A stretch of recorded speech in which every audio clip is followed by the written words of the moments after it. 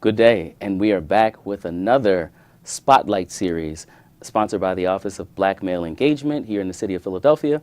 And we are honored to have a guest today that needs no introduction in many circles. We are always touched, moved, and inspired by his messages of life, of hope, and we'd like to introduce him to you all. So today we have Pastor Doug Carpenter, who's going to tell us about himself, tell us about what he does, and also give us some words of inspiration for us to take along with us. All right? Thank you for this opportunity. Absolutely. I'd just like to start off by saying that I grew up in South Philadelphia, went to school in Philadelphia, and graduated, went to college, but I always had this desire to help people and this desire to know who God was and how he could spiritually affect my life. So all the positions that I held, all the jobs I held leaded me into areas where it was always helping people. So I went to school and got a degree in organizational management. Then I went to seminary and got a master's in theological studies. And then God blessed me to get a doctor of ministry. But all the time I was still looking towards ministry and being a pastor and those kinds of things. And I put in 20-something years with SEPTA in human resources management, but at the same time I was still pastoring. And I found that pastoring was what I was called to do because it led me to a place where I was able to help people find out who they were. And I realized that once people found out who they were, then they could establish themselves and begin to be able to talk to other people in their family and build up communities and those kinds of things. So that's been my leading, and that's, I believe, what God has called me to do, just to touch the lives of people spiritually and naturally, and to help them grow and become who he has ordained for them to be. Absolutely. So you just covered your whole life just now very quickly, right? So if you wouldn't mind just kind of coming back, and you talked about early on you had this desire to understand who God is. You know, when did you sort of start that or get that itch for understanding that you wanted to get to know about God and realize that spirituality was important for you? I think in junior high school, I began to look at people and what people did. I began to look at teachers, and I began to say to myself, there's got to be more to life than just what we're able to see and touch. There's got to be another part of individuals. I had teachers who not only were trained to teach, but they were concerned about their students, concerned about what was going on in the home. And I always honed in on those kinds of aspects of teachers. And I said, what is it that makes people want to care beyond their paycheck, beyond what they're called to do? So I began to look into that. I began to look at people. I began to go to church when I was younger and look at pastors. And I saw the impact of what pastors could do and the leadership could do to a community and could do for families. So I began to pursue that. I began to look into that, began to understand that. And then I got to my teen years and I pulled away because I'm saying, you know, that stuff is corny.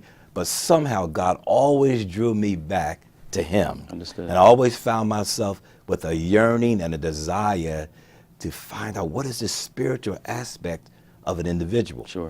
And we're grateful because of it. Can you tell us a little bit about your sort of affiliations with church? You're a pastor, so can you tell us a little bit about your church and just sort of how that started, maybe some beginnings? I actually got back in the church through my sister, who is totally deaf. Oh, wow. She was a member of a church, Society Church for the Deaf and the Hearing. So it was my responsibility, since I just got my license, to take her back and forth to church. But because I was in my rebellious stage, I would drop her off and then come back and get her. Not go in. So one day I got tired of dropping her off, coming back to get her, and went in and sat in the service, and what was being preached hooked up with what I already knew. And before I knew it, I had stood up and actually rejoined the church, rededicated my life to Christ, and stayed there for a good number of years. After being there for a number of years, I was licensed or ordained, and then I went to another church to pastor, and then God called my wife and I to pastor and birth our own church, Philadelphia Prayer, Praise, and Worship Center Church, which we birthed in our house in May of 1998. we say it easy now, but it's kind of scary, you know, to birth a church. Yeah. So we birthed this church in our home, and 2 months later, it outgrew our home. And we were looking for a place where we could worship and have space. Yeah. So it happened that one of our members of the church was working at the Kirkbride Center at 48th and Haverford Avenue, and tragedy met that staff. One of their VPs was killed in an auto accident on their way to work that morning. And the CEO came to her and said, "Do you know anybody who could come and minister unto us at a time like this?" Sure. So she says, "Yes, my pastor would do that." I'm working for SEPTA. SEPTA's on strike. They sent a van to Center City to pick me up. And I went and ministered. God allowed me to minister unto them, gave me everything to say because there was diversity of faiths there. Sure. So he allowed me to say what I needed to say, and the people were really touched. So afterwards, the CEO came to me and said, "You know what, Pastor Carpenter? If there's anything that I can do for you, let me know." Wow. And that is when God told me to tell him I need space Sure. to have ministry. He opened up his auditorium and another building for us to have ministry there for about 2 years. And we had Bible study on Wednesdays nights at another building. And then shortly after that, we were able to purchase a building at 51st and Locust where we are now. It's a blessing. So we have been in ministry. We celebrated 20 years this past May. Oh, wow. Congratulations. We've been in ministry for 20 years, my wife and I. And God has truly blessed because we reach out to the community. We're involved with Chosen 300. Sure. We're involved with Family Forward Shelter Ministry. We just try to reach out. The concept of a large church and a small church doesn't really bother me. The concept is, how large are you in your heart? Got it. For God. Got it. So even though we're not what we consider a large church or a mega church, our hearts are large. Got it. And we just reach out and help people whenever and however we can. It's a beautiful thing. And it doesn't make a difference whether you accept Christ or denounce Christ.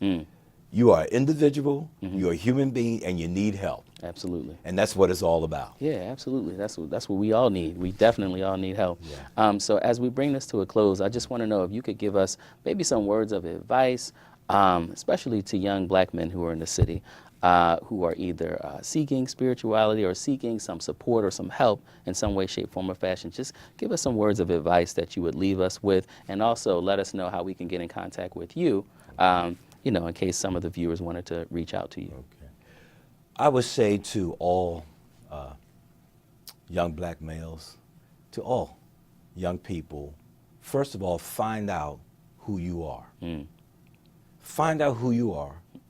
What is your passion in life? Sure. And respect yourself. Because once you do that, you'll be able to talk and listen to other people and be able to receive them. Because then you have confidence in who you are. And then work your plan and plan your work. Absolutely. Find out exactly what it is that you want to do. Find your passion. Go after it. Study it. Read about it. Talk to people. Build it up. Have strategies, but also have flexibility. Sure. Because sometimes plans change. And sometimes you have to be able to finance your dream before you can walk in your dream. Absolutely. So sometimes you have to find a job somewhere or over here. It may not be exactly what you want right now, but you're still working towards something. Sure. And then I would say just find out who you are spiritually, because that becomes the total holistic person. I already know what my gift is. I know who I am naturally, but who am I spiritually? Because I believe we're both natural and spiritual. Got it. And we can combine these two. We'll be able to become that individual that we begin to look in the mirror, we begin to respect, we begin to like, we begin to understand, and we begin to able to share ourselves with other people because we have confidence that we're doing something valuable in life. Absolutely. And if anyone wants to contact us, we're at www.phila, P-H-I-L-A, prayer, P-R-A-Y-E-R.org. Okay. If you wouldn't mind repeating that one more time, www. .phila, P-H-I-L-A, prayer, P-R-A-Y-E-R.org. philaprayer.org. Yes. All right. Thank you so much, Pastor. Thank you. I appreciate it. It's certainly a pleasure having you here today, and we look forward to seeing you in the near future doing some amazing things in the city. Thank you. All right.